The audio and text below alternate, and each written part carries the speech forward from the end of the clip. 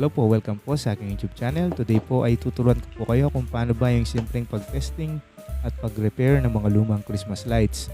Pero bago po yan, kung bago ka pa lang sa aking YouTube channel ay huwag niyo pong kalilimutang mag-subscribe po at paki-like po ang ating video. Kung may tanong po kayo, iwan po kayo ng comments sa baba. So ang una nating gagawin kapag tayo po ay magte-test at ng lumang Christmas lights ay tignan muna natin yung wire ng ating Christmas lights. Unang-una yung sa pinakasaksakan niya. Tignan muna natin. Tsaka po yung pinaka-aparatos niya o yung controller niya. Tignan natin kung okay pa ba o kung nadudurog na. Kung nadudurog na, huwag na po natin gamitin.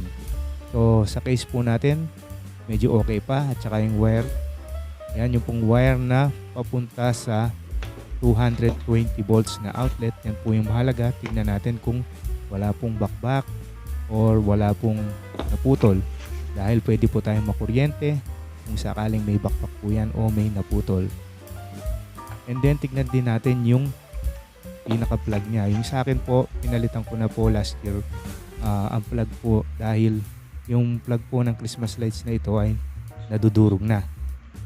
And then para safe tayo, hindi tayo makuryente, kuha po tayo ng extension, tapos saksak natin. Yan, saksak natin, pero yung extension natin ay hindi pa po naka-plug. Yan, para safe tayo kung makita natin kung umaandar pa siya. Sa case po ng curtain lights na ito, umiilaw pa, pero meron ng mga bahagi na hindi na umiilaw. So bakit kaya? Una, dahil ito po, meron pong isang ilaw na naputol na. Kapag po kasi merong isang ilaw na naputol, lahat po ng mga kaduktong nun o yung nakasiris doon sa circuit o sa wiring ng ilaw ay hindi na aandar. Ano ba yung pwede natin gawin dyan? Aalisin na natin itong LED ng buo. Alisin na natin, tapos i-expose lang natin yung wire, yung tanso sa loob, tapos iti-twist natin yung wire para magkaroon ng connection, and then lalagyan lang natin ng electrical tape. Yan, madali lang po yung pagre-repair ng Christmas lights kung tutuusin. Pero siyempre, kailangan mag-iingat din tayo, dahil yan po ay sinasaksak natin sa kuryente. Kung hindi nyo po masyadong naiintindihan yung tinuturo ko, ay huwag nyo na pong gagawin. At ang maganda, kapag kayo po ay nagre-repair, syempre unplug nyo po yung Christmas lights. So heto na po yung isa ko pang Christmas lights na in-install. Yung pong kanina ay hindi ko na po ikinabit dahil marami na po siyang naputol na mga connection. So ito, kung mapapansin nyo, meron pong mga parts na hindi na umiilaw. Meron pong mga parang nabungi. So, i-check natin. Ayan, napansin nyo ba? Yan, napansin nyo ba yung isang part ng mga ilaw sa bandang ibaba? Yan, nalaglag po yung pinaka-LED niya. Yan, papakita ko po sa inyo. Hindi na po umiilaw yung mga parte na yan, dahil nalaglag po o naputol na yung LED.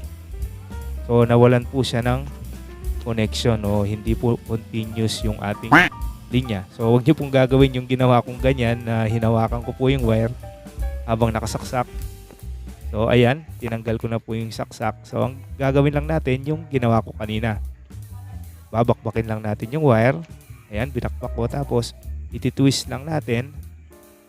Iti-twist natin, tapos lalagyan natin ng electrical tape. Pero dahil po wala pa po akong electrical tape nung panahon na yan, so pwede naman na testingin na natin.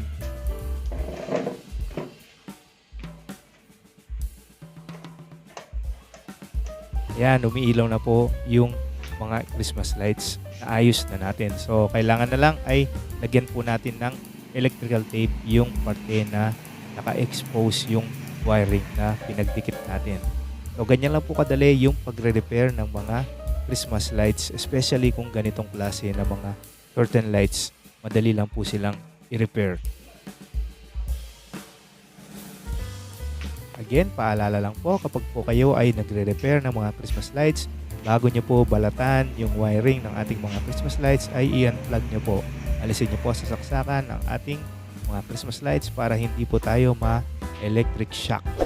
And again, pasubscribe po sa aking YouTube channel kung bago ka pa lang at saka palike po ng ating video. That's it. Bye-bye!